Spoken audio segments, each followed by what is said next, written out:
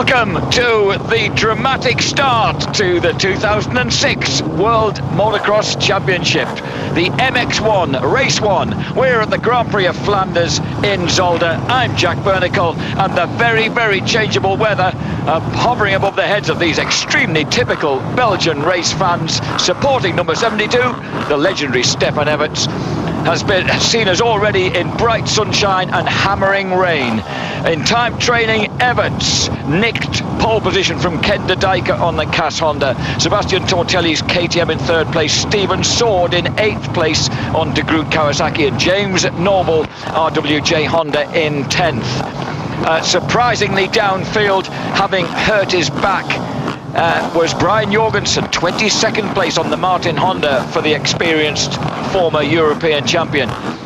But he's had his back sorted out after some treatment last night. One man who couldn't get sorted out after treatment last night, really sad news. Josh Coppins, the reigning British Open champion for Cass Honda, came out to try and find out how fit he was during practice yesterday, having redislocated the shoulder he damaged a year ago at the Hawkstad Park International, that right shoulder, but it dislocated itself twice more during the second training session yesterday.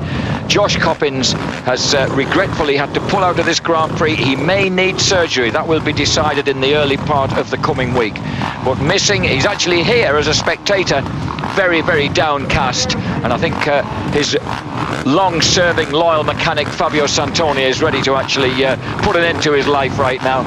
But a far more philosophic Josh Coppins realises that that's racing and that's the way these things happen. Stefan Everts then at 1:43.97 seconds on bike number 72, pinched pole position from Ken de Dijker and Sebastian Tortelli, bike number 103, the Frenchman who is dramatically returning to Europe after 7 seasons racing in the USA, the last man to defeat Stefan Everts in a head-to-head in 1998 when it went down to the last race in Greece. Can it happen again? All the pre-race pointers are towards that man, number 72, Stefan Everts. 30 riders on the line. MX1 Race 1, this is it. Blast off. 2006 hits the tracks. And it's a KTM that hurls to the front. It looks like it may be Michael Pichon.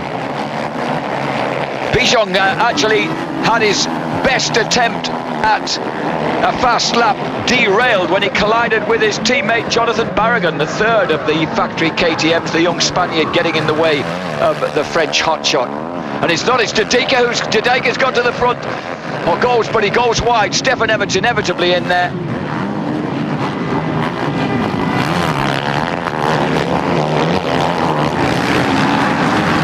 And Stefan Everts putting the early pressure on the new aluminium framed factory Yamaha. He says that people feel he's peaked too early in his early season preparations, but that's absolutely not true, he says, because he's just feeling so much at ease on the new bike. And it's Sebastian Tortelli. I chose the wrong factory KTM. It's the K2 of the returning Sebastian Tortelli who's got to the front. Sebastian a second slower than Stefan Everts in time training. And of course, you never expect a Frenchman's strength to be in sand, but he's been looking pretty good, if a trifle on the ragged edge. Now, one person not looking on the ragged edge is number 72, Stefan Everts. He's looked really cosy all weekend.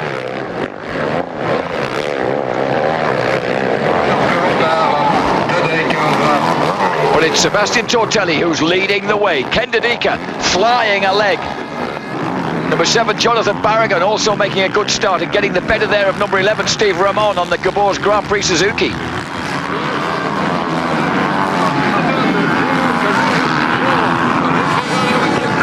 This dramatic circuit, which of course is partly imported sand and partly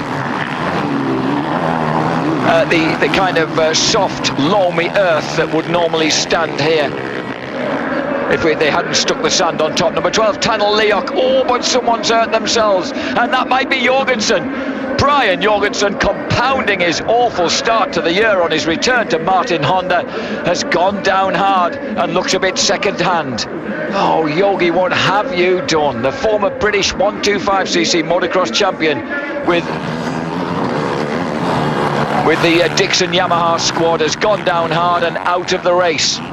Meanwhile at the front, oh, Stefan Evans makes a quick mistake on the loamy soft earth. Georges Jobet looks pleased. The five-time world champion who at 45 has started working with KTM and specifically with Sebastian Tortelli this year. Look at the lanky 6 foot plus of number 9, Ken de Dijker, putting the pressure on his much more experienced compatriot Stefan Evans.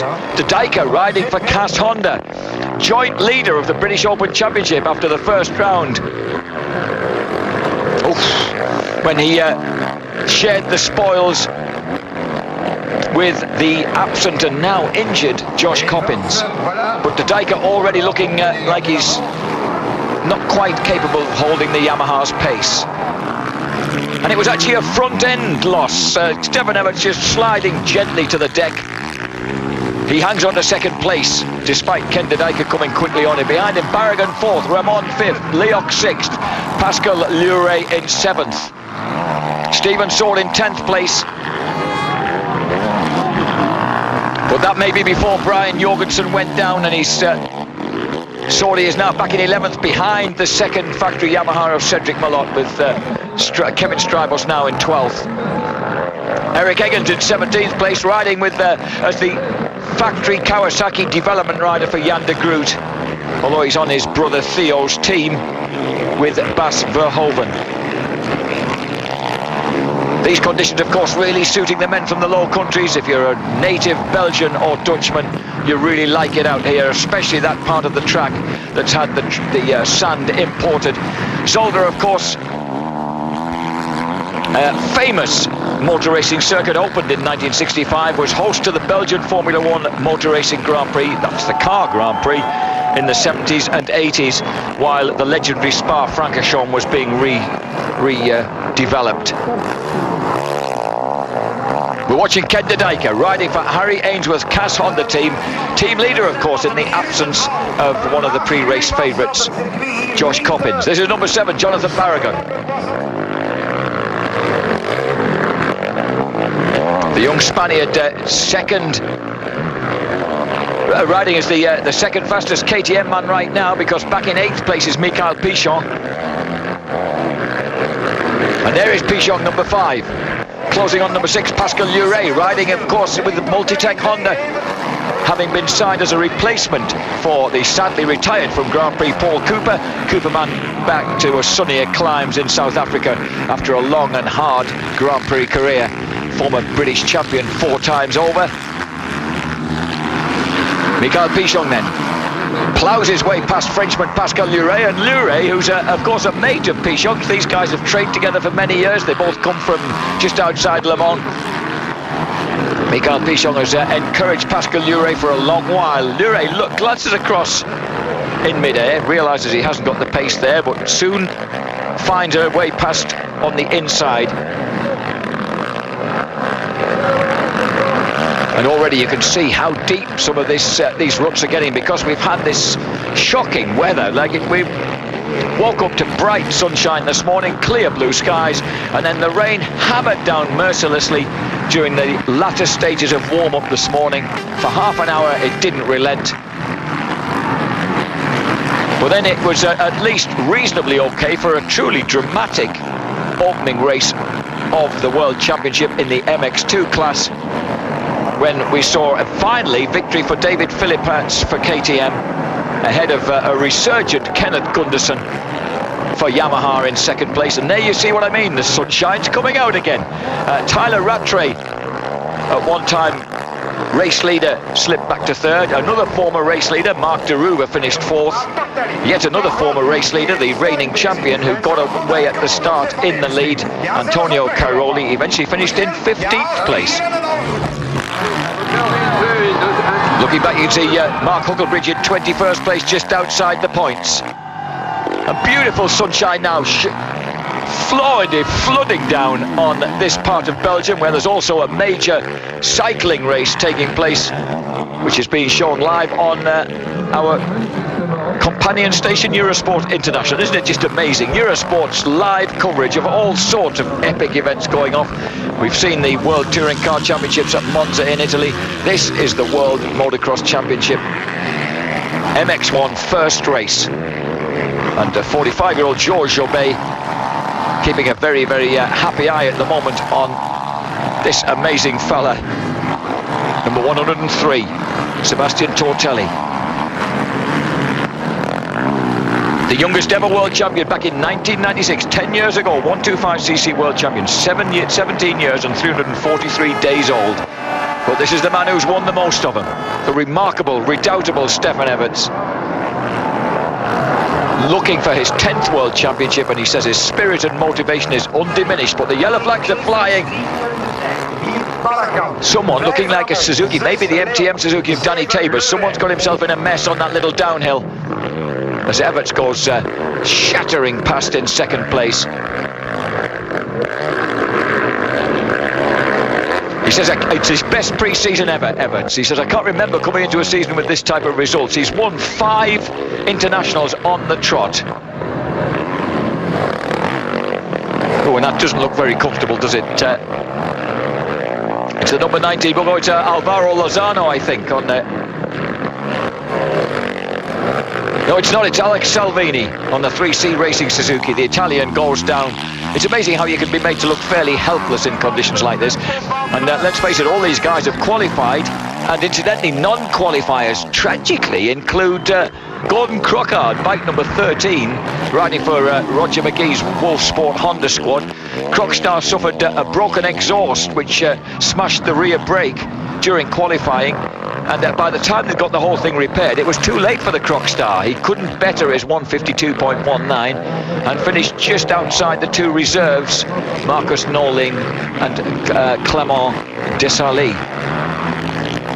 Also failing to qualify was Crockard's young fellow Ulsterman, Martin Barr, the 18-year-old riding for the Bike It Dixon Yamaha, finished in 37th place, so he also failed to qualify for the race.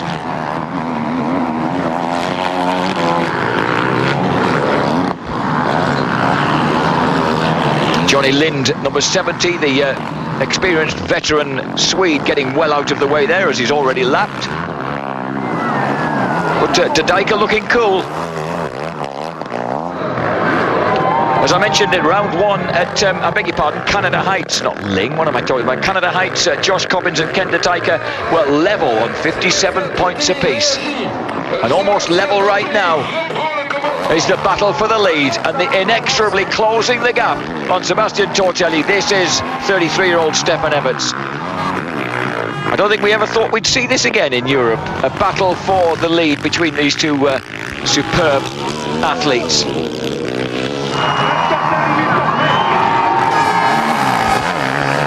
Tortelli, of course, never made it to a number 1 plate in the States, mainly because of injuries plaguing him from the very moment before he'd even arrived. In fact,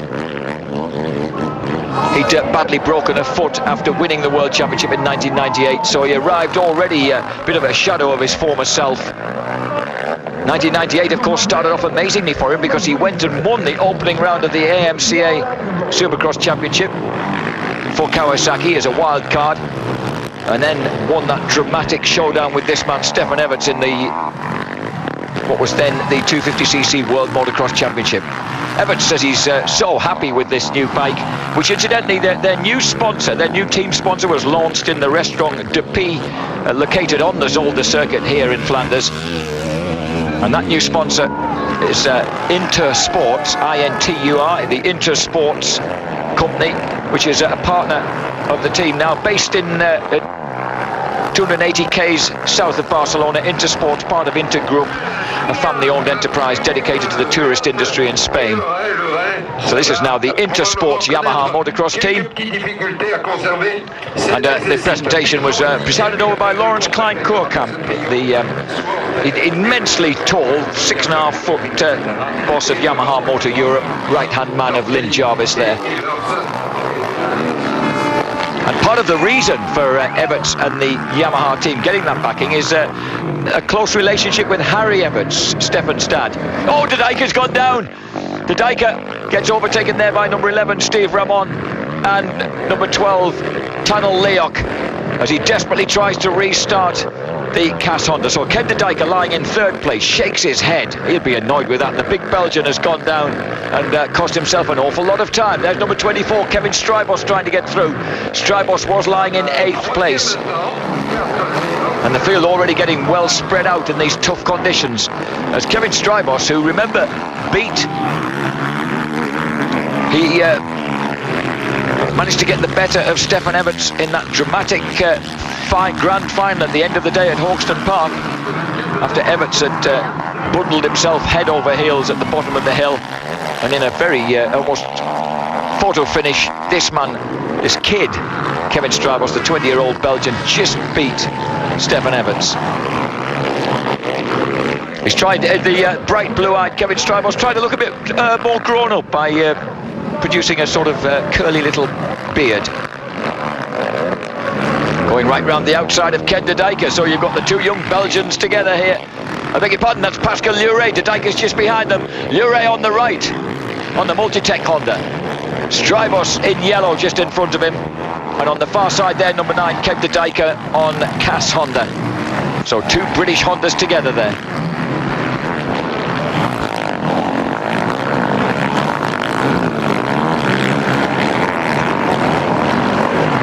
Incidentally, we've also got a new sponsor of the Motocross Grand Prix series Karcher, the cleaning specialists from Winnenden in Germany, a new partner with the FIM for the Motocross World Championship.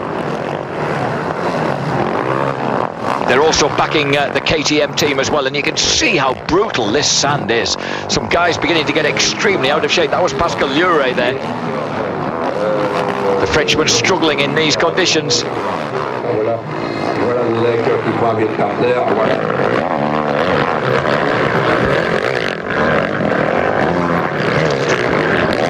Ken De Dijker, number 9, 21 years old.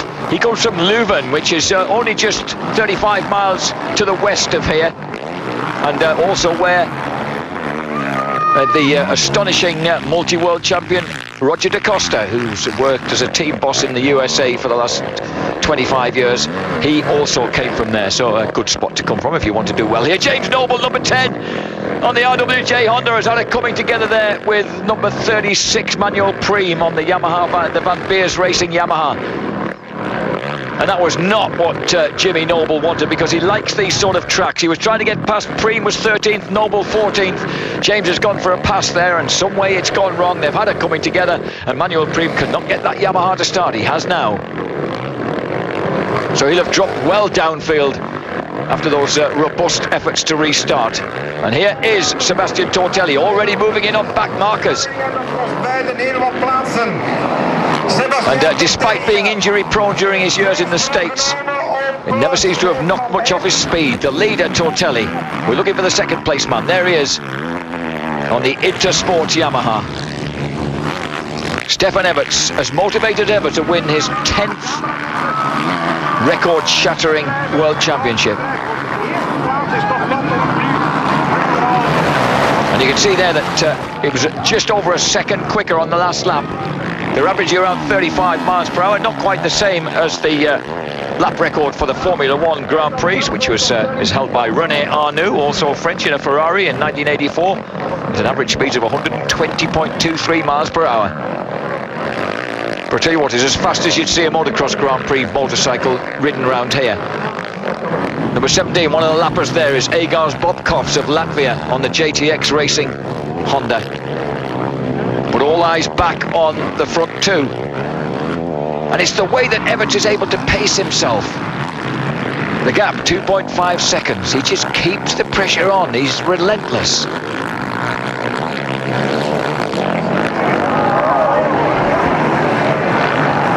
Oh, and that's another point here. If you're in amongst the back markers, they can shovel you off unexpectedly when they get themselves in a mess in the ruts. Oh dear me. And that's Manuel Priem. What is he trying to do? I think that particular horse he's riding needs feeding right now, and he ought to retire it and give it a bit of nosh. It's certainly got a mind of its own. Stefan Everts looking so cool. These are conditions, of course. We've only really got 3 sand Grand Prix during the course of the MX1 MX2 calendar. Moving on to Spain and Portugal for rounds 2 and 3. So if Sebastian Tortelli can come unharmed through today, and with some respectable points, he'll feel at least he's made the right sort of start for the KTM factory team. Stefan Everts, he gets furious about back markers at the best of times, so that man in yellow really ought to get out of his way. Cedric Malot's moved up to 7th place, past Pascal Lure on that lap. So it's Tortelli, Everts, 3rd Leoc, 4th Ramon, 5th Paragon, having a good ride, 6th Strybos, 7th Malot, 8th Lure, 9th Ken de Dijker, 10th place for Steven Sword, riding a consistent race in his MX1 debut Grand Prix. Dino Tortelli.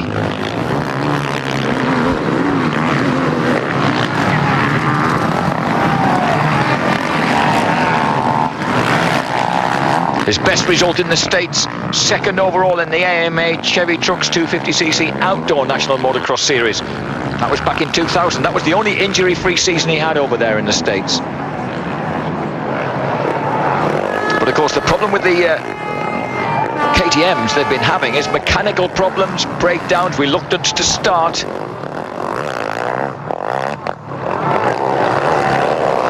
Ahead of him now, he's got number 75, Marvin van Dale, on the Shinrei MX team, the run out of China, of course, a Honda, a Belgio on a Chinese-run Honda. That's entertaining stuff. Just Sebastian getting well out of shape in his determination to get past Van Dale. He knows that he's got to use these back markers to suck them in and plant them between himself and Everts, and hope it's a bit harder for Everts to get through. We're looking now at number 7, Jonathan Barragan. Barragan, of course, a product of the work that Harry Everts has done over the years with the Spanish Federation. This is Kevin Strybos, number 24. And now he's almost side by side with the second of the Intersports Yamahas, number 4, Cedric Malot, who's done very little pre-season racing because of the fact that he's been having still having problems with the wrist that hampered him in MX2 last season. But the Belgian chops his way past Kevin Strybos. Oh, Strybos just comes straight back at him and shows him his rear wheel knobbles and says, feed on them if you want to.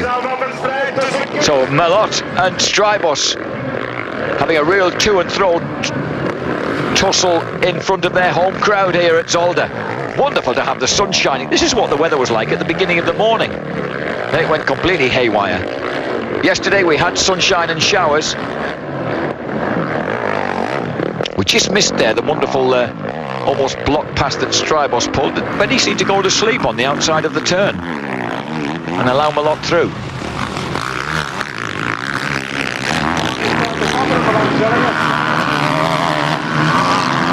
So the usual wrestling going on mid-pack. Everyone's looking around at everybody else. Kevin Strybos thinking, who's that behind me?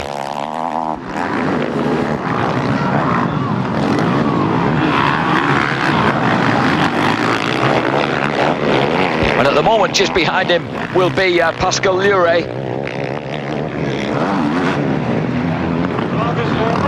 We're looking at number 25, Julian Bill. Bill, who already just qualified in 29th place for the Dixon Bike It Yamaha squad.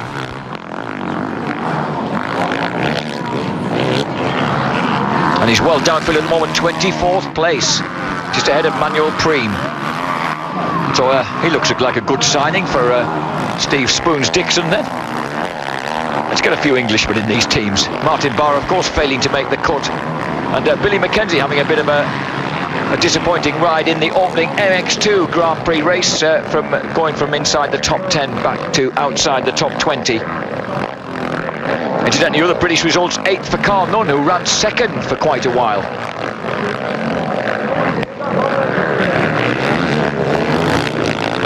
Sebastian Tortelli dealing bravely with these savage ruts. And again, he's trying to find a way inside number 22, one of the back markers, Mark Huckelbridge on the Moto Extreme Kawasaki.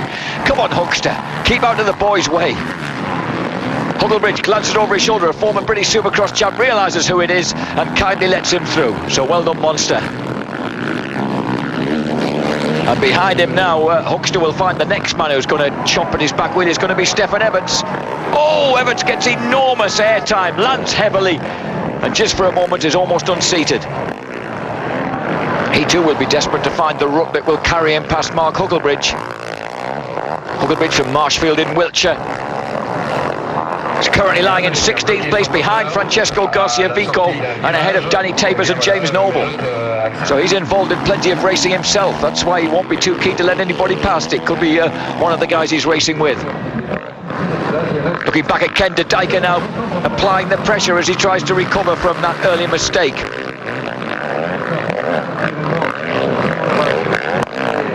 And it's succeeding. He's wrestling now with Barragan number 7 on the right, Malott number 4 just ahead of them. But Barragan's proven that he's more determined than most of the Spaniards we've had in motocross World Championship racing over the past decades. Who remembers Paolo Colombo? Tall, handsome, black-haired lad. Always popular in the Spanish Grand Prix. And of course, one of the greatest ever was probably that minute little Tony Elias, who's son of the same name, is racing successfully in Moto Grand Prix now with Yamaha.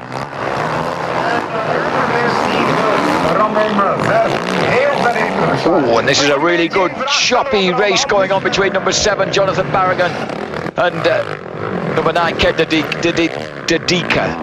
Dijker. I must ask Ken how I ought to pronounce that. Dear me, you take that route, I'll take this, and he's finally got the better of the young Spaniard. Now Harry Everts would expect the youngster to fight back now, as they both sail past Julian Bill on the bike at Dixon Yamaha. Bike at and Dixon, of course, are behind the British Grand Prix at Matterley Basin outside Winchester, which will take place on the 11th of June. That's after Flanders, Spain, Portugal, Germany, Japan and the European round have been run. And all these races will come to you live, full on Eurosport 2. So you know where to tune if you're going to have a Sunday in and you want to see what's happening in the world of the Karcher Motocross Grand Prix Championship, and this is where to be.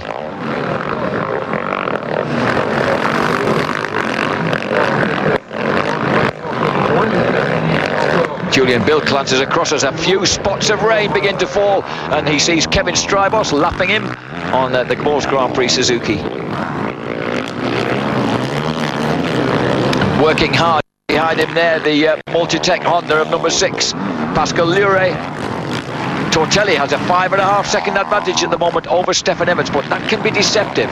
You know what Stefan's like. Listen, we've had 24 minutes 45 seconds, say 25 minutes into the race, which runs 35 plus 2. How can we have spots of rain when we've got so much blue sky around?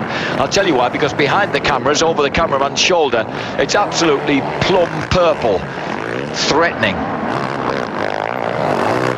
We're right in the middle, talking about Plum, of the 2.6 mile road racing circuit here, in the area that's bordered by the Gilles Villeneuve chicane and the Gerlamont Bocht right-hander and the Boulderberg Bocht and the Jochenrindt chicane and the Jackie Ick chicane that takes them onto the start and finish straight.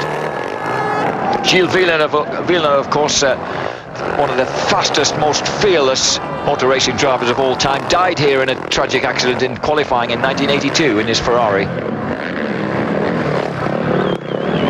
Probably, with the exception of Nuvolari and Sterling Moss, the most wonderful driver never to win a World Championship. But of course his son Jack came along and did just that.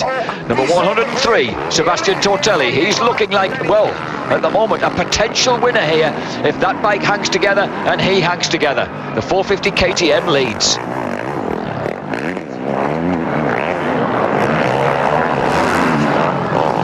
Number 12, Tunnel Leok, riding De Groot Kawasaki. Great ride from the lanky Estonian Express.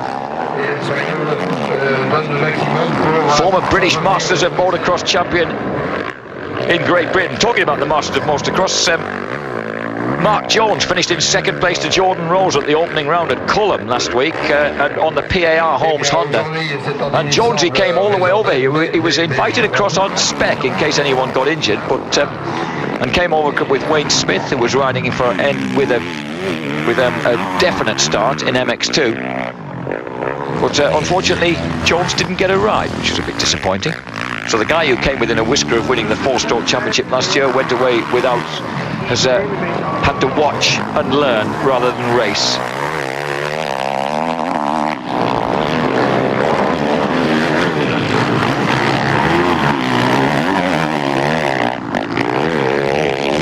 At the moment then, behind these guys, James Noble has just got past Mark Huckelbridge into 17th place. He's about 5 seconds behind Danny Tabers in 16th. So Huckelbridge on a similar bike to this guy, except it's the Moto Extreme Kawasaki. Moto Extreme, of course, the guys who backed that wonderful little freckled flyer, Sam Davies. And they've taken Mark Huckelbridge on board. Huckster had his greatest success, of course, in the earlier stages of career on Kawasaki. So he's going back to base, really. Number 11, Steve Ramon, former 125cc world champion, currently in 4th place, and but he's amazingly enough, he's about 21 seconds astern of Tanel Leok. So a guy that you expect to excel in sand, this fella. Not really putting on the sort of show you'd want, but I suppose some consistent results to start with. The thing about consistent results is that they're not really good enough when you're talking about Stefan Evans. He's set such a high bar. These ruts, you can see the difference there in the conditions as you go from the sand that's been imported. There's a marshal there. Instead of doing his job, he's taking snaps with his Kodak Brownie. What's that all about? Something to show the grandchildren. Hey, look what I were doing when I were a lad.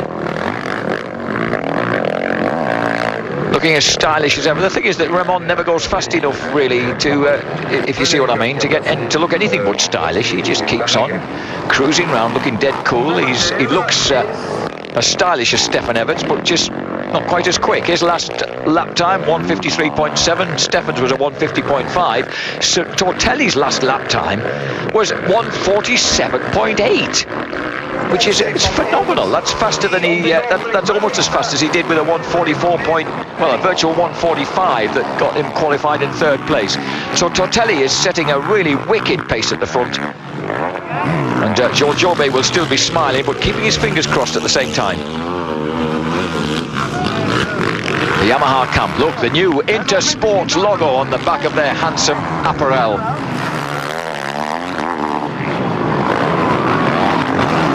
This is Cedric Malott, the second of the Intersport Yamaha riders.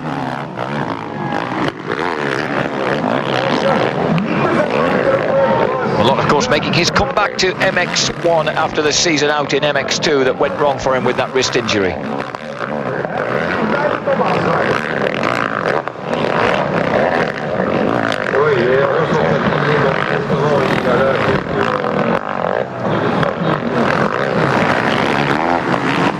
And Malott looking comfortable. As I said, he missed the early season races that were so crushingly dominated by Stefan Evans.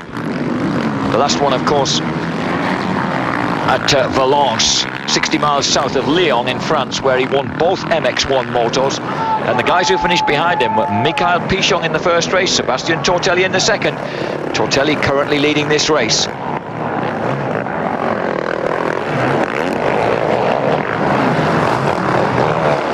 Number 26, Loris Freibergs on the Kurtz Suzuki, the German-run Kurtz Suzuki. The tall, lanky Latvian keeping well out of the way. Meanwhile, the shorter, stockier Sebastian Tortelli. Look at the style of the man, look at the speed of the man. I just want to see him safely through this race. If Sebastian can leave this track unhurt and flying, then he's going to feel good for the upcoming championship series after having had a catalogue of problems during the pre-season internationals that were so dominated by This guy who's just coming over the top of the hill now, not on the green bike, but on the right, on the whiter looking machine, the blue Yamaha and the almost all-white kit of, I can't believe he's about to lap number 74, Stevenson, but he is. The guy who won the MX2 Dutch National Championship last year and is a 3-time former winner of the British 125 Championship. Scotsman Stephen Sword, number 74. Not on his favourite terrain, it has to be said, but then you've got to somehow make yourself like sand, whether you like it or not. And Swordy is in 10th place, so Tortelli and Everts are going at such a searing speed, they've lapped everybody up to 10th place. That's terrifying, isn't it, really? Tanel Leok in 3rd place is currently 49 seconds behind the leader. So that's how brutally quick those guys are. And you know, in all the excitement, I do apologise, I'd missed the fact that many laps ago we lost one of the factory KTMs, Michael Pichon. In fact, 10 laps ago we lost Michael Pichon and the KTM. So one of the Frenchmen goes out early, very early.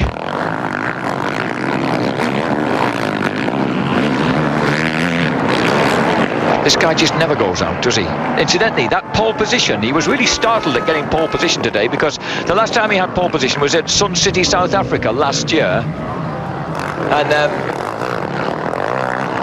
that was the only pole position he had in 2005. It doesn't interest him very much getting pole positions. And that was 1, 2, 3, 4, 5, 6, 7 Grand Prix ago. Stefan Everts last had a pole position to his name, but of course what he worries about is winning, and he won 14 motos to the 6 of Michael Pichon, the 5 of Ben Townley and the 4 of Josh Coppins. That's what matters to him. He also incidentally won 8 Grand Prix to Townley's 4 and Coppins 2, Pichon's 2. And Kevin Strybos, of course, won that one in the Czech Republic. That was his first Grand Prix victory. But Stefan Everts, he's been winning GPs since, about 1990. A long time.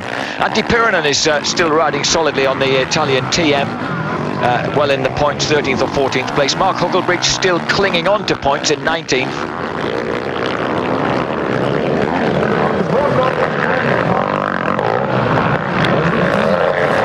But the just turned 31-year-old Dane Brian Jorgensen went round very early by upsetting his wife Jenny by going down hard and hurting himself on the first lap. Oh, this is such a killer track. Bring back those wonderful, spectacular, huge hillsides in Switzerland and Italy and France.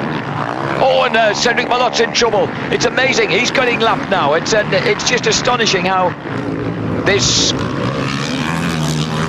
very sandy going is catching out the very Belgians we thought would excel in it. So Cedric Malotte has gone down, to the dismay of his crew, and now tries to feel his way back onto some sort of pace. So Malotte, who was lying in 6th place, behind Tadika by about 4 seconds and a couple of seconds ahead of Jonathan Barragan, will have lost that position. And he lost it well and truly, because he's about to get lapped by his stablemate. Here comes Stefan Everts, almost trials riding, feet pinned to the pegs. He says this bike turns so much better than the bike he had last year, and if he could dominate like he did last year, oh dear me, what does that tell you about this upcoming series? But of course KTM have been working very hard on their factory KTM. It's a very entertaining image, thank you very much. Let's get back to the track, 2 laps to go. And ahead of these two, Sebastian Tortelli has just put in a lap of 151.8, 2 seconds slower than Stefan Everts.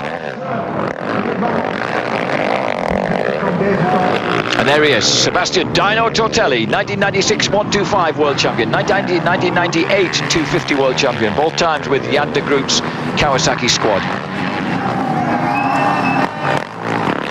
Now racing for Kurt Nichols, KTM squad under the watchful eye of new team manager Georges Jobet, who of course was one of Nichols' great rivals, pipped Nichols by, was it 2 or 3 points to the 1992 500cc World Championship, the last of the 5 titles that Jourbet won. George Jourbet, of course, was the longest serving world champion in the gap between first and last, 1979 to 1992, before a certain Stefan Everts came along. He won his first title in 91, his last one so far in 2005. Is this guy, Sebastian Tortelli, number 103, going to have a say in the destination of the world title in 2006? It's a possibility. And that gentleman on the right, you can safely say, is relieved to have been lapped, because it means he'll have one less lap to ride around this killer track. Number 6, Pascal Lure, is presently in 7th place and has been lapped by his fellow Frenchman, number 103, Sebastian Tortelli. How quick is Dino going? He gets the 1 lap to go flag. And how lethal are those ruts when you see them lit sideways by the sun like that? Sebastian took a long look there at his pit board. What he needs to do now is maintain concentration. It's so easy if you've got a bit of a lead and you think that lead's not... At the moment he's got a 7.1 second lead. And we've had somebody down right at... Oh no, that's not... No, it's Eric Eggins. Eric Eggins riding that, the development rider for De Groot Kawasaki, riding for his brother Theo Eggins' team alongside Bas Verhoeven, has gone down. And Eggins was lying in 11th place, so he's really minced his chances of good points then. Generous applause, well, not only from Belgian fans, but of course they're not used to seeing the wondrous Stefan Everts defeated, but there are plenty of French fans who've made the journey over the border into Belgium. We're only 50 miles to the east of Brussels, 35 miles to the east of Leuven, where Ken de Dijker comes from.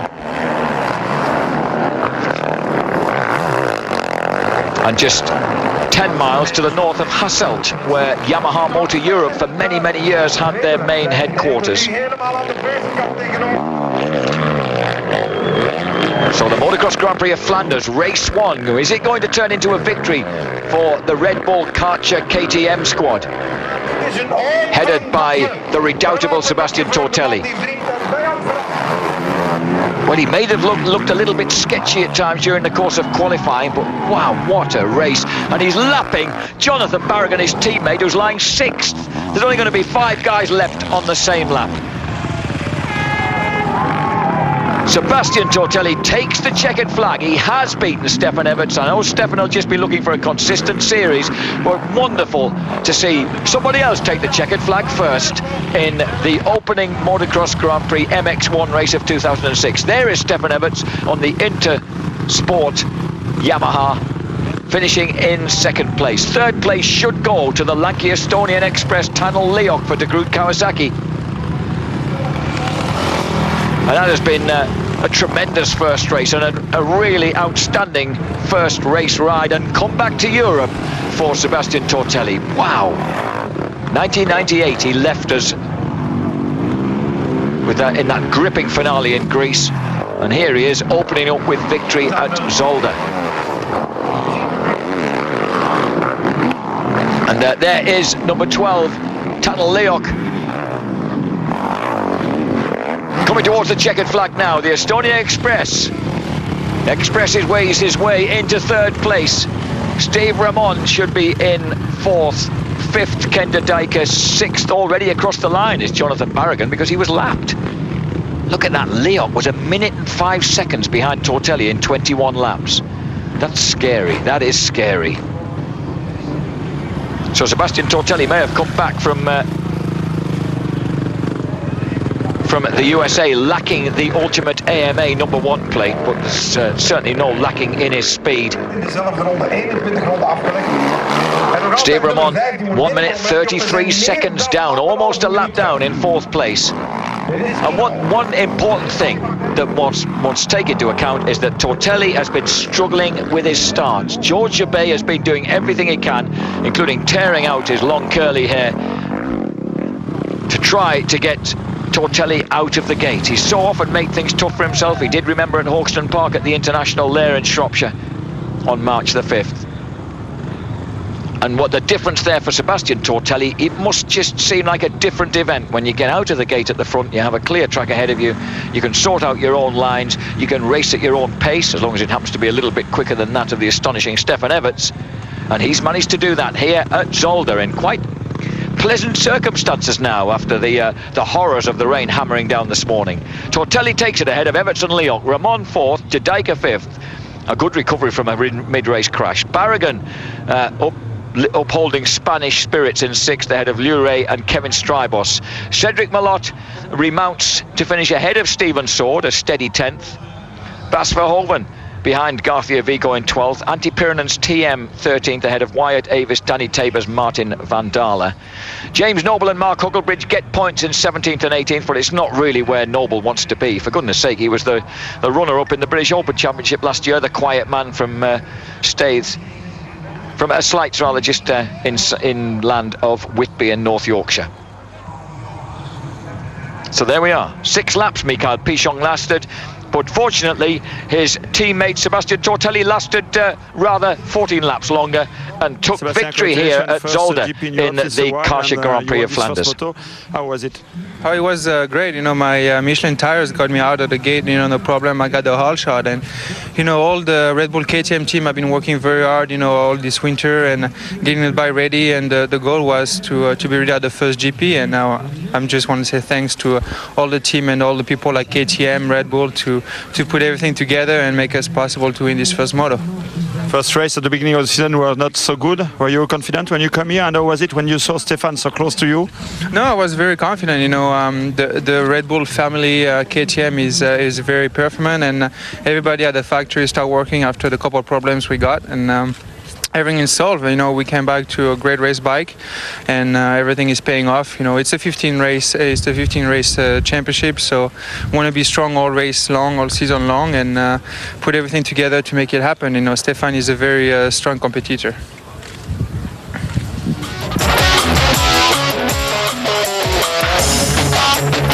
Well, isn't that impressive confidence then for Sebastian Tortelli?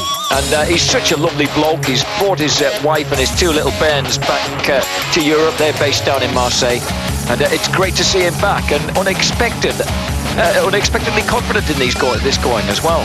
So Sebastian Tortelli, has he got what it takes to go the whole season long against Stefan Everts? He did in 1998. How was it, this race? 1 month you were really close to Sebastian, make a small mistake, and then how was it? Well, I was riding well in the beginning. I could follow Sebastian really well, but then I make a small crash, and after that I couldn't find my pace anymore. I started to make many mistakes, and I came close. And I just couldn't ride relax, you know. I was a bit nervous after that crash, and yeah, you know, the expectations are very high, and yeah, I was nervous, you know. And Sebastian, he did everything he could, and but yeah, I'm looking out for the second race and try to make no mistakes. And you know, I'm not so disappointed. I'm just disappointed I make a small mistake. Thank you, Stefan. Stefan Everts then. He said it earlier, I'm amazed to get pole position here. What can I say? I'm feeling good at the moment. I have a lot of fun riding the new 450 aluminium framed Yamaha. Many people think I'm ready too early this season, but in fact nothing has changed in my preparation. The main difference compared to the previous seasons is my bike. Well, it just goes to show that even a small mistake like that can unsettle a legendary world champion like this, but losing with good grace, which is great to see. Stefan Everts then, second on the Intersports Yamaha. A good start to his championship campaign. A really good result, especially for you, because you had a big crash in practice and you were not so fit. Yes, like last week, and I had a very big crash and like shoulder injury, but thanks for like physiotherapist of mine, who did a really good job, so it was quite good. And yeah. How was the race? The race was really good. Like start was okay, not so good, but then many guys made mistakes, and I was consistent every lap, and then passed Ramon for third, so I was pushing a little bit then, but in the end I was getting a little bit nervous that don't make mistake, don't crash, but the race was good. Thanks, Tanel. Thank you. Good job. Lovely to see the Estonian Express on the rostrum, and boy oh boy, his English has improved as well. So congratulations to Groot Kawasaki, back on the rostrum with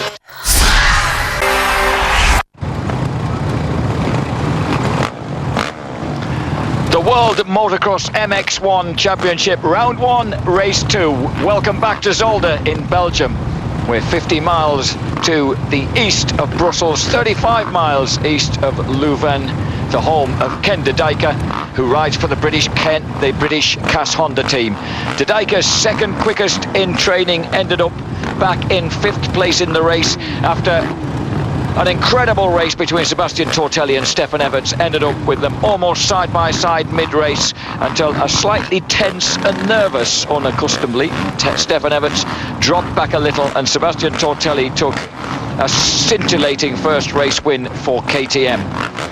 We've also seen KTM take the first 2 positions in MX2 overall. Tyler Rattray winning race 2, going 3-1 for the overall result, ahead of homeboy Mark de Rover, 4th and 3rd in the 2 races for 2nd overall, and an absolutely delighted Kenneth Gunderson making his return to the big time, the Norwegian finishing 3rd overall.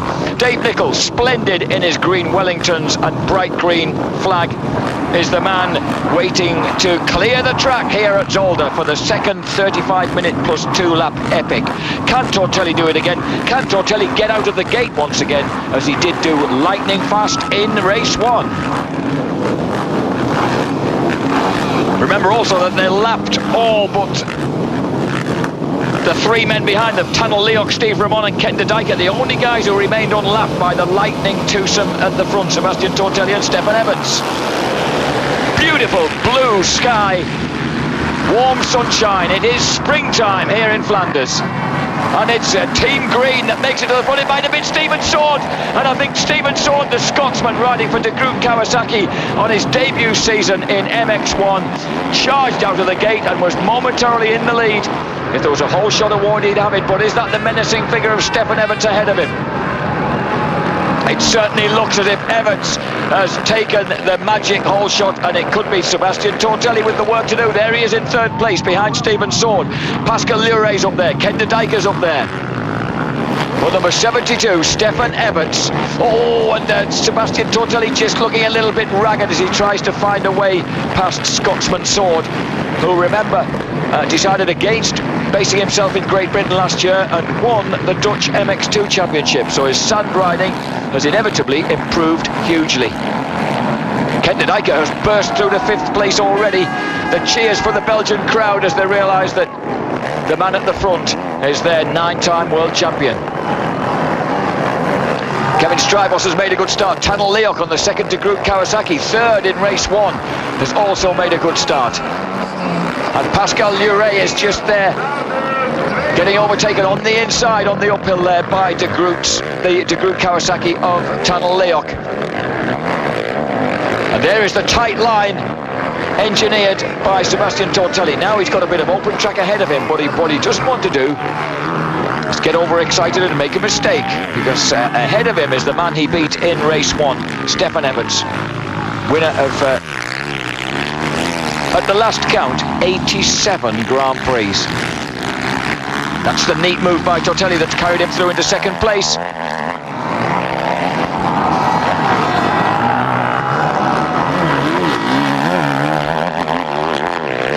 So Sebastian Tortelli, the first race winner. Can he produce that sort of lightning speed, or will Stefan Everts, having got the first race of the season out of the way, and be a little bit more relaxed, flow a little bit more comfortably?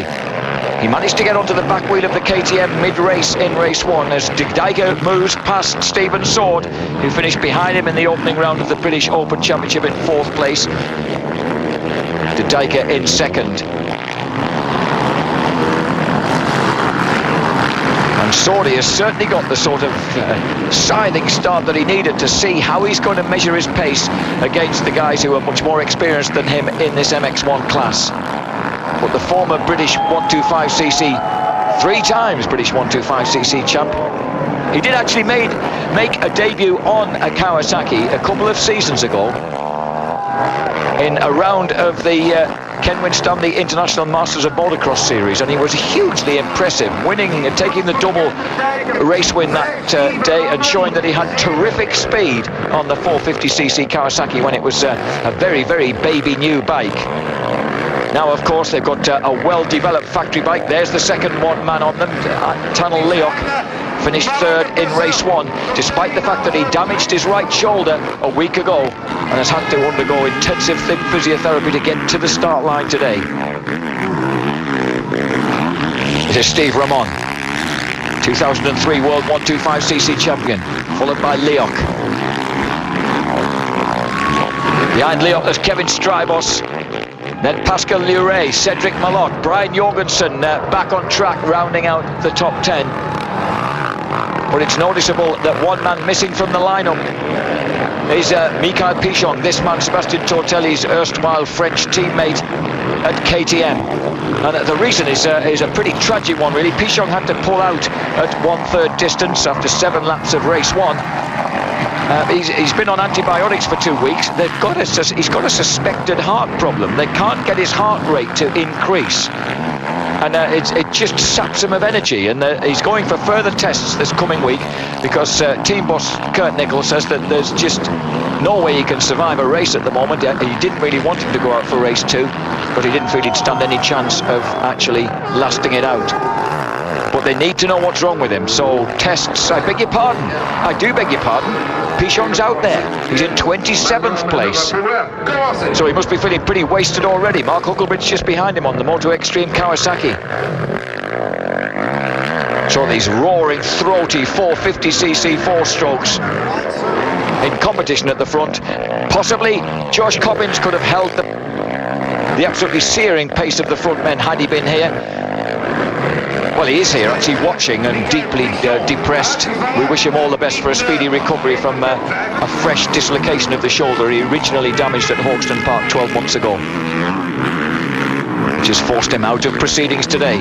5th place Steve Ramon, behind De Dijken. And behind that man Stephen Sword. Swordy really putting the field to the sword at the moment in 4th place. That's a great start and a bright start for the former British 125 champion, the reigning Dutch MX2 champion.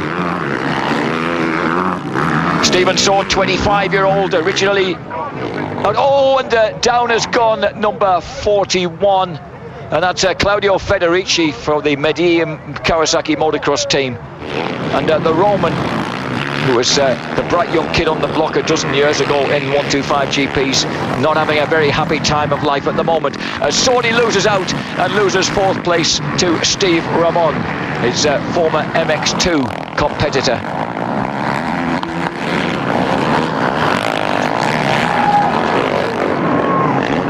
Stephen Sword, the 5'8" Scotsman, originally from Lockerbie in Dumfriesshire, now 25 years old, was based for a long time at Marshfield down in Wiltshire.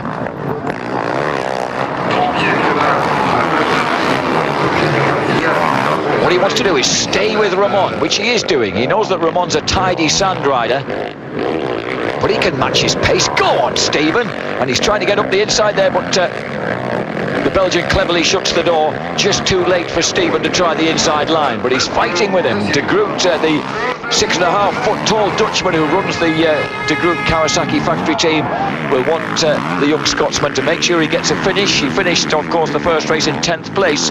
Add to those points, not do anything stupid. But look at the contrasting style. The lanky Estonian Express, number 12, on one De Groot Kawasaki, and the 5'8" stockily built, muscular little Scotsman just ahead of him. Kevin Strybos next up, followed by Pascal Luret. At the front, Stefan Everts, last lap time 1:41.2, was almost a second, 1.1 seconds slower on that lap than Sébastien Tortelli. So Tortelli trying to exert a bit of pressure, but you know what Everts is like. He always seems to have a little bit of something in the bag and seems able to respond.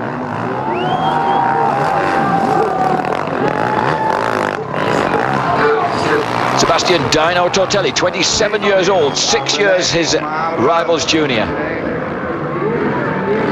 Originally from Agen in France.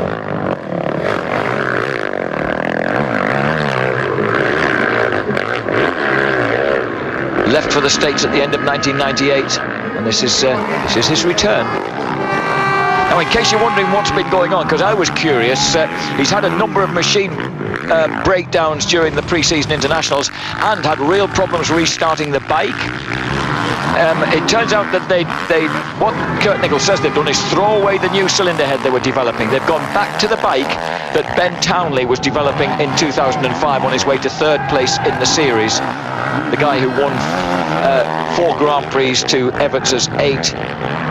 Had a couple of breakdowns himself along the way, but he developed this bike that Tortelli's now on, so reliability is better, Sebastian's happier with it, and the bike is plenty fast enough.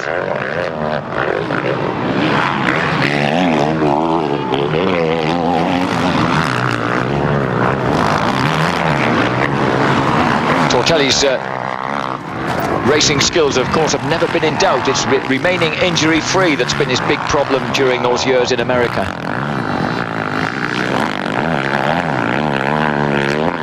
Certainly he was very cool and confident, so impressive in his interview after race 1. Look, he's dropped underneath the 140s, first man into the 139s, the high 139s, 39.9. Beg your pardon, that was Everts who did a 39.92, and we've lost number 15, Antti Pirinen. He's dropped the factory TM.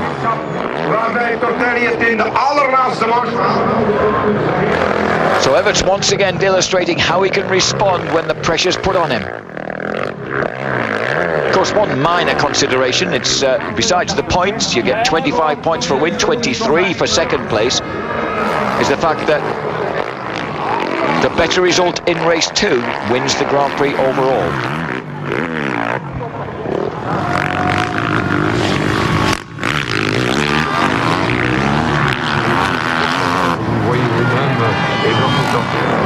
Tortelli laid on that 2005, if you like, factory KTM, as Steve Ramon comes under attack now from Tadal Leok. Leok has brushed aside Stephen's sword.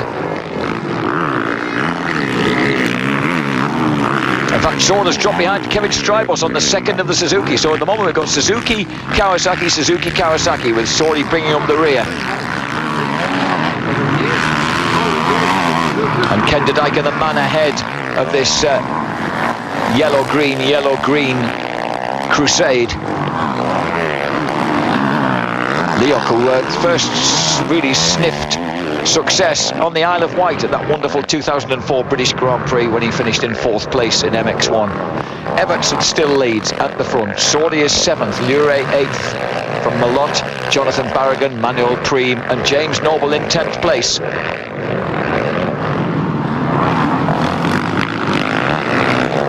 Jorgensen a bit second-hand after that nasty first lap fall in race 1.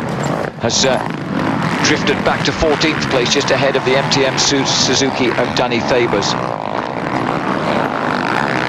And it's noticeable that Marcus Norland, who's the Swedish substitute, has got the better there of Mark Huckelbridge for the final point. Number 16 already being lapped is South African Wyatt Avis on the Saarholz Racing Team KTM. This is Strybos with his fluffy beard, trying to look older than 12.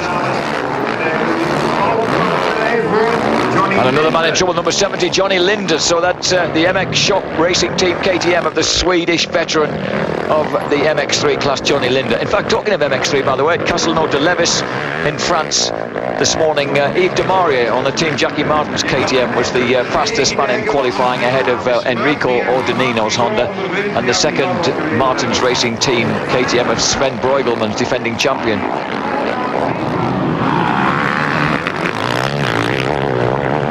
And that class, that MX3 class, well, I don't think the words world and championship really, or championat du monde really go with it. You've even got the absolutely ancient Italian-based American Bada Manor in there on a KTM on 26th place. Remarkable. You might have heard of one or two others, but it's not likely. Oh, Mark Ristori in 9th place on the DBMX Team Honda. Very likeable, tall Swiss lad who has raced the Belfast Supercross. Number 72, Stefan Everts in the lead. His last lap, 140.9, just a whisker quicker than Sebastian Tortelli. Can the Frenchman claw him back? We'll take a quick break.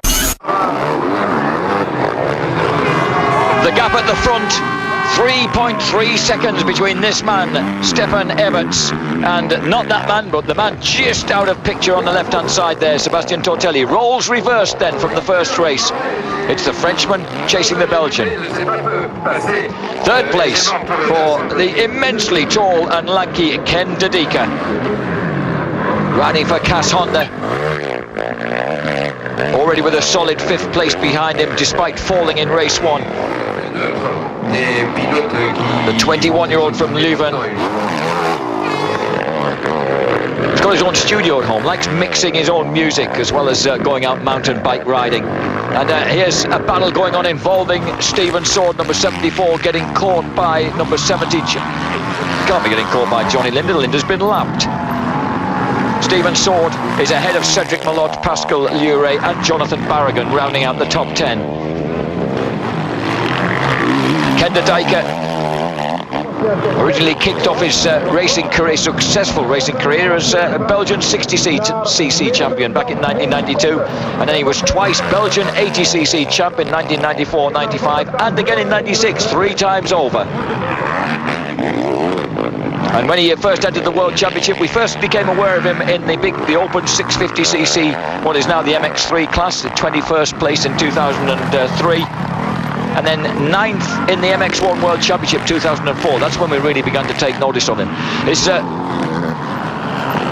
stamina has been a little bit suspect in the past couple of years, but de Deeker seems to be growing bigger and stronger, and perhaps finally getting himself fit enough to deal with these long Grand Prix races. Number 14 remounting Danny Tabers, the veteran MTM Suzuki Belgian rider, a former protege of Georges Jobet, who's now managing the MX1 KTM team.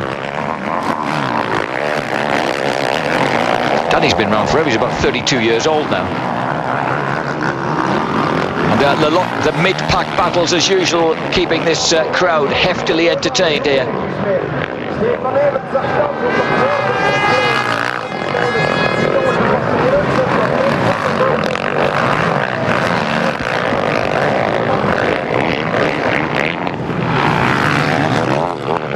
Some of these guys, of course, have already been lapped. Number 28 getting well out of shape.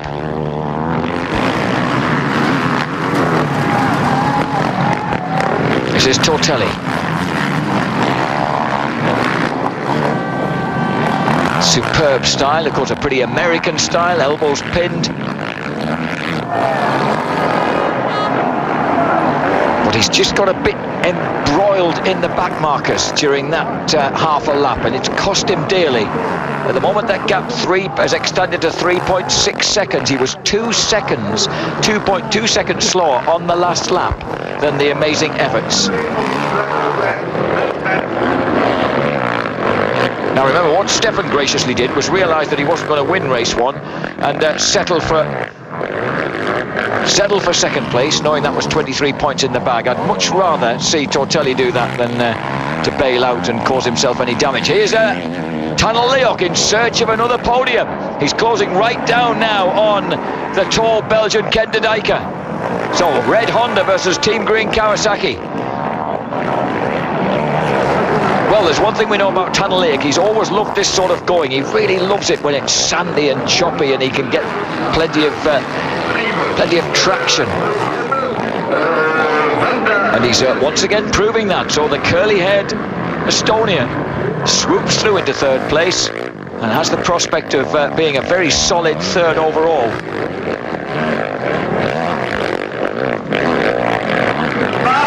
Can Ken de Deeker come back at him?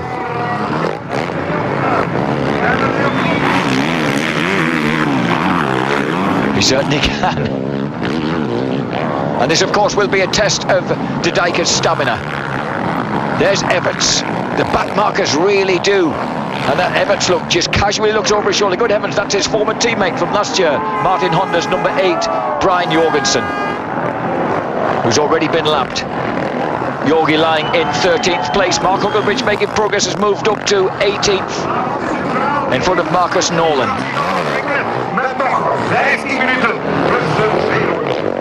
Everts looking immaculate. He's pulled an extra 2 seconds out on Tortelli in the traffic. But look at the gap back. It's at virtually 50 seconds from Everts back to the third place man. There's Jorgensen. And there's Tortelli trying to make his way through the traffic, riding right round the outside of number 78, Bas Verhoeven. Teammate to Eric Eggins, riding a Honda, even though Eggins is on a Kawasaki in the Theo Eggins team, the Kawasaki Eggins Racing, but in the case of Bas Verhoeven, it's a Honda. So the virtual Ben Townley development replica factory KTM from last year, doing an ideal job here for Sebastian Tortelli, just getting a bit hooked up in traffic. It's so inevitable.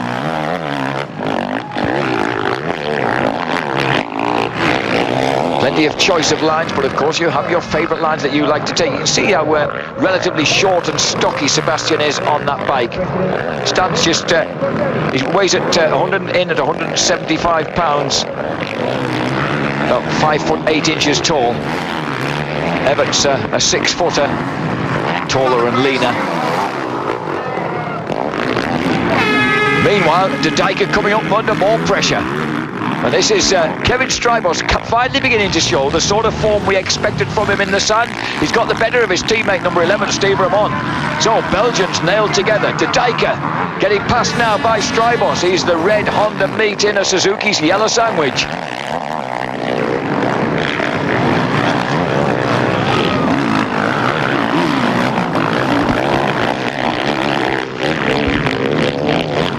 Ken De Dijker doing his best to keep number 11, Steve Ramon, at bay. Got a feeling it's going to be a losing battle, but Ramon, of course, not the most aggressive of men. Having said that, here he comes, just hopping his way past Ken De Dijker. Now, is that old thorny topic of endurance coming back to haunt Ken De Dijker a bit? He's slipped back now behind the two Suzukis. He's into... He'll be back at least into 6th place.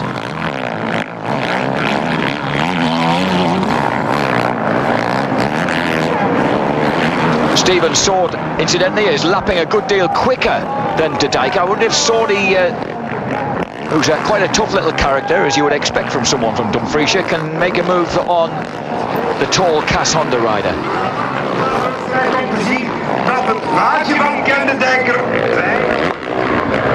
Steve Ramon, 26-year-old from Bruges.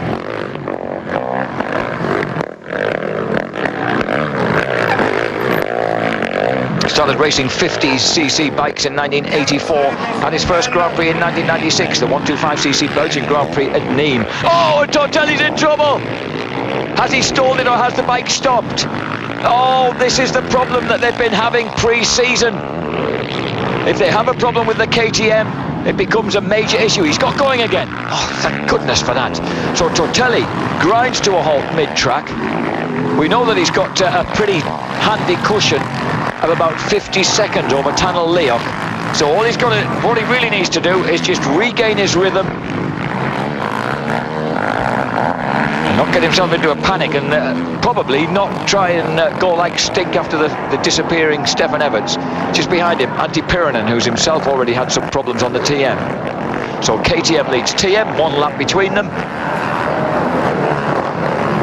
Sebastian will have to repass some of those back markers if they've just slipped through while he had that problem. And of course it takes a lot out of you. It's not just your rhythm that gets upset, it's quite hard work getting restarted. Uses up some of the energy that should have been focused on doing this, the racing. So Red Bull KTM once again gets past number 14, Danny Fabers, on the MTM Suzuki, the team, of course, in which he's a teammate of the gloriously retired from Grand Prix, 5-time world champion Joel Smets. Oh, and he's getting a little ragged. It's not what we want to see. Keep those feet pinned and just keep it steady. Doesn't matter what Georges Joubert says from his 2,000% motivated standpoint. 23 points would be certainly better than none at all. And for Tortelli to come out on equal points with Stefan Everts at the end of a day in deep sand like this would be, well, some parts of it are deep sand. You can see that some parts of this track are a lot sandier than others. 10 minutes plus 2 laps. Leok getting the wind up from his team. Sword still lapping markedly quicker than Ken de Dijker. And the difference between them now is down to about 3 seconds. So come on, Swordy, the teammate of this man, Tunnel Leok. Sorry, Agar's his cousin who rides MX2.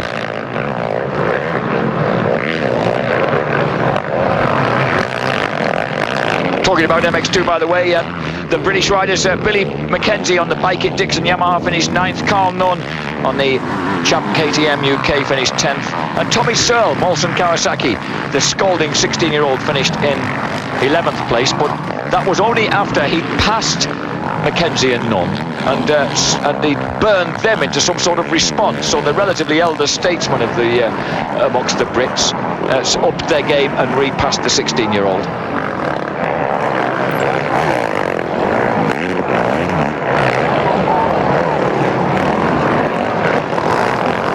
Tunnel Leok chasing hard in 3rd place. His lap times around about is 1:48.5. Sebastian Tortelli's last lap time 2 minutes 14.6. So he lost a huge amount of time and is now 35 and a half seconds behind Stefan Everts. And yet still, amazingly, 24 seconds in front of Tunnel Leok. Look at Everts.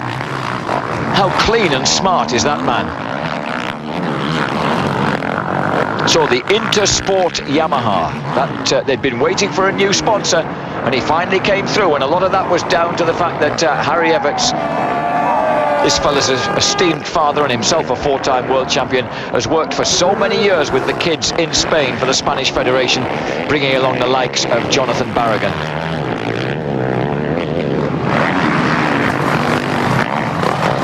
Sebastian Tortelli, the dyno keeps on motoring. He's once again re-lapped the former European 125 champion Brian Jorgensen. In fact, it was Jorgi who beat Tortelli to the European 125cc championship in 1994 when they were both Bairns. Kevin Strybos is beginning to make progress and close down on the ragged figure of number 12, Tunnel Leok. Strybos, I think, must have been a bit nervous and tense in that first race of the season, and he's really beginning to open up now. Agar Bobkovs from Latvia on the JTX Racing Honda is ahead of these guys. He's pulled over for one of them. I think he's going to have a look round for the next. And Kevin Strybos, well, he closed down then, but it seems to have instantly lost a bit of time on Tunnel.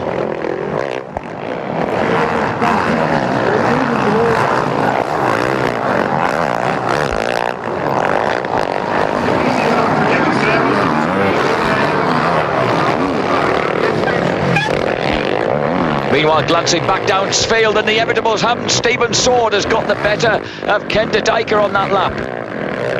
Terrific. Ken de Dijker, his lap times have absolutely slumped. They've slumped by fully 3 or 4 seconds, and he may be in danger now from Cedric Malott. Although Malott's 12 seconds behind him. Jonathan Barragan a further 4 seconds adrift. As Kevin Strybos makes his move on 3rd placeman Tunnel Leok.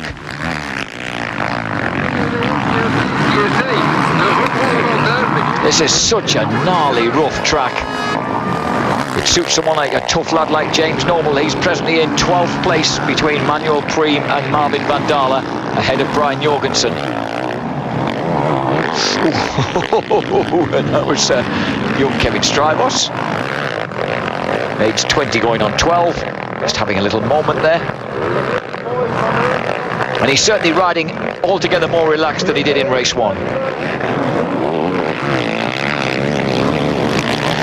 And here comes, I was going to say for a moment, here comes Stephen Sword, but I don't think it is. I thought we were going to get a glimpse of Swordy. We're looking at number 30, Marcus Nolan. I think the man he's battling with alongside him there was Mark Huckelbridge on the Moto Extreme Kawasaki.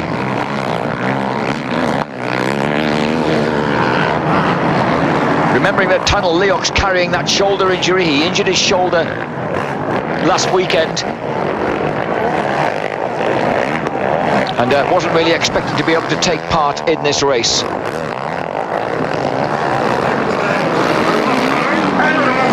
So with just over 5 minutes to go, he's doing really well to be out there at all, let alone in 4th place.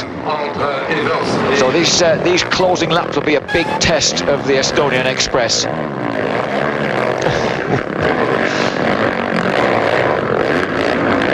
Number 22, Mark Huckelbridge there, right alongside him, is just at the moment losing out on his battle with number 30, Marcus Nolan of Sweden, running for the Swedish Federation team. As we watch Stefan Everts coolly dominating the Motocross Grand Prix of Flanders. The new headline sponsor, of course, Karcher, the cleaning equipment manufacturer, and you need plenty of cleaning for these machines at the end of the day. Since the beginning of the year, Karcher incidentally has also become the new sponsor of the FIA World Rally Championship. Supports the World Championship Series as a whole, and also the Ford team with Marcus Gronholm and Mikko Hirvonen. They also have started supporting KTM, the Red Bull KTM team, for whom Sebastian Tortelli is lying currently in 2nd place. And his ailing teammate Mikael Pichon went out after 9 laps, hardly surprisingly.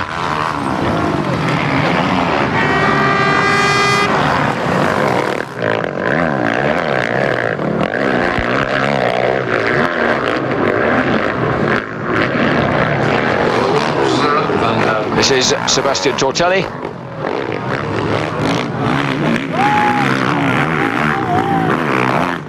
And except for that one major mistake, he's not really put a wheel wrong. You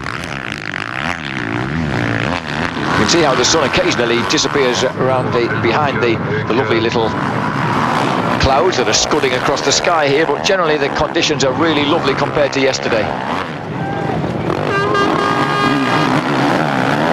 A major look back in mid-air to check what's happening from the man who's about to be lapped by Tortelli.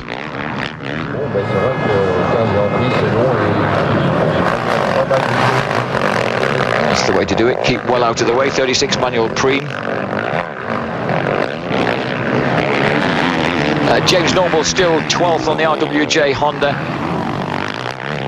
Pascal Luret 10th for Multitech Honda. These are the guys who are based in Britain.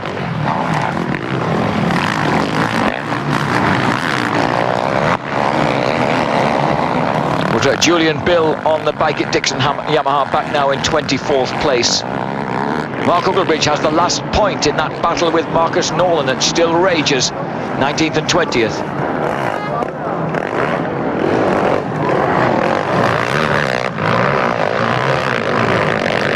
Here is Tunnel Leok. Now that gap's perhaps dropping a little bit. Here comes Ramon. That's no longer 3 seconds. Steve Ramon, a glimpse of the yellow and blue of the factory Suzuki indicates that there's more pressure here for Tunnel Leok in the closing stages.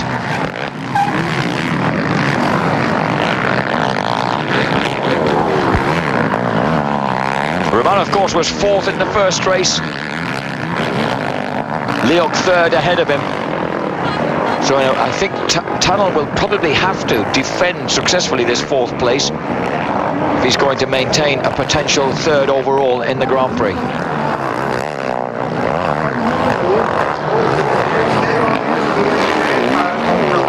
He's a gritty competitor. No elbows pinned high with this lad.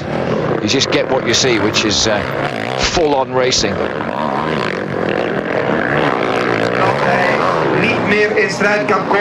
And Danny Taber's in trouble once again with the MTM Suzuki.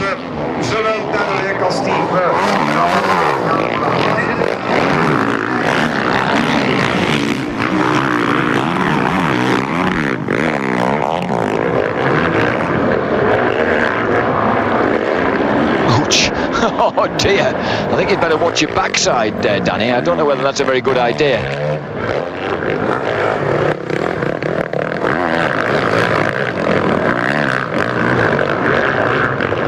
And he's struggling. Back in 1994, he travelled with George Gervais to see the climax to the 250cc Motocross World Championship at Geldorf in Germany between Stefan Everts and Greg Albertine.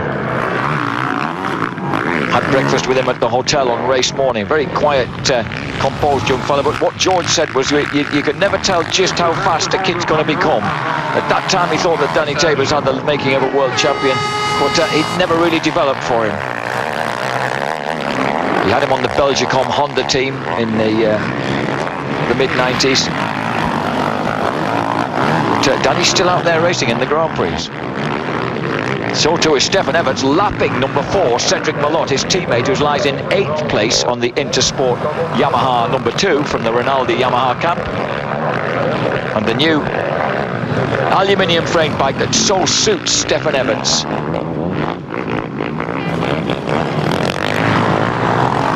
And Stefan reckons his biggest moment was winning all 3 Grand Prix at Ernay a couple of years ago. And that Ernay is where he's going to end his Grand Prix career. That's how he hopes, on the September the 17th, the French Grand Prix at Ernay. So I've already heard from so many people who are coming to Ernay, making their bookings, family and friends are all coming. It's going to be a special day. For him, he says 2003 was his best ever year, with so many motor wins in both MX1 and MX2. Remember, that was when there was only a single race format. So Michele Rinaldi suggested that Everts ought to ride the 125 GP first and then do the Open Class GP later. He did that and ended up consistently winning the 2 of them, so much so that he almost, oh good lord, we still haven't got the fire belching Suzuki started, so much so that he almost nicked the championship from under Steve Ramon's nose. And he's just lapped Ken de Dijker, who's in 7th place and looking less than comfortable. His lap time's 1:54, even they're 2.5 seconds slower even than Cedric Malott on the second of the Yamahas. So with 2 laps to go, Stefan Everts imperiously cruising, 32.8 seconds in front of Sebastian Tortelli, number 103, second for KTM. So Tortelli is not going to add to his haul of motocross Grand Prix wins, but certainly this looks like it's going to become the, is it the 88th? I don't know, I've lost count. I think it might be the 88th Grand Prix victory for Stefan Everts, but do forgive me if I'm wrong.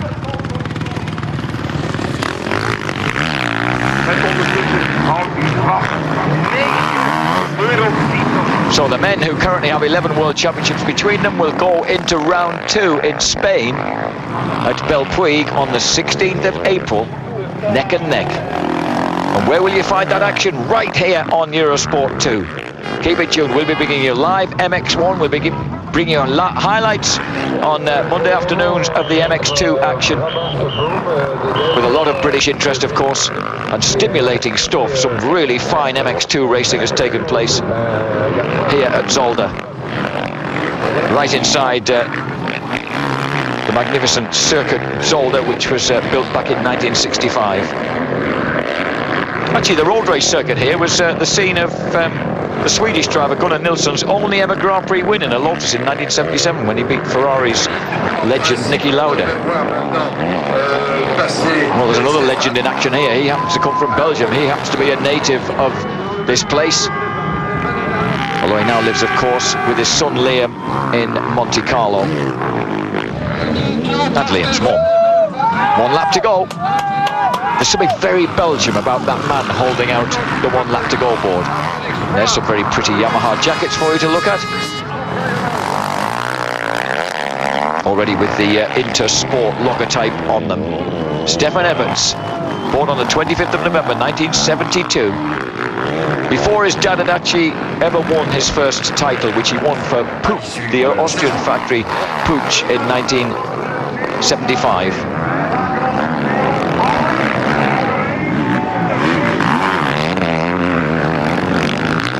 Yet another man gets lapped. That's Julian Bill, number 25 on the bike at Yamaha Dixon Racing. Bike which I think probably is the second time that Julian's been lapped. He's down in 23rd place. Yep, -2 laps now. Loris Freebergs has got into 18th place, ahead of Mark Huckelbridge. Huckster had got the better of Marcus Nolan, and now he's got stopped on by Loris Freebergs.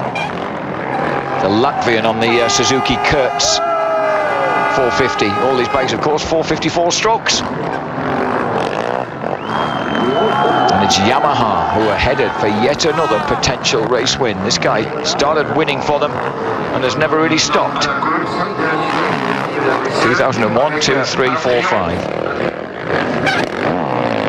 having previously won a hat-trick of titles in the mid-90s, one for Kawasaki, two for Honda, and originally, of course, in 1991 was the 125cc world champion for Suzuki. So every one of the major manufacturers has benefited from the input of this remarkable man. Stefan Everts riding to victory in the second race here at Zolder.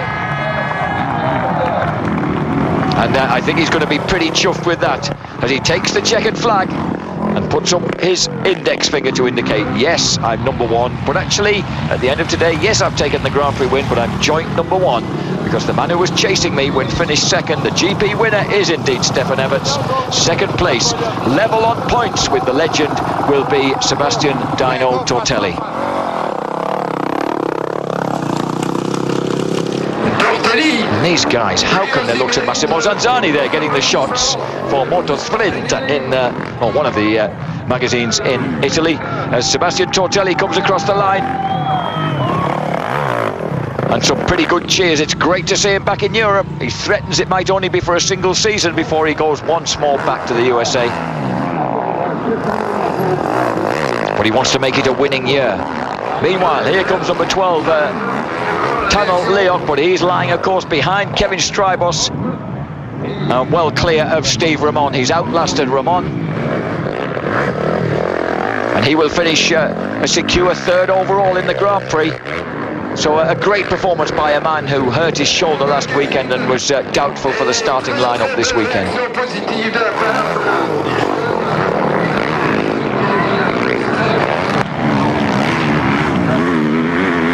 And Ken de Dijker will hold on comfortably. Cedric Malot's had a big moment, or either that or he's completely expired and lost mega seconds on his last couple of laps. So Ken de Dijker, Cast Honda, will be safe in 7th behind Steve Ramon and Stephen Sword. A terrific finish for Stephen Sword in 6th place. So he'll take great encouragement from the fact that he got top 10 finishes in both races, 10th improving to 6th on a surface that he's still not greatly fond of.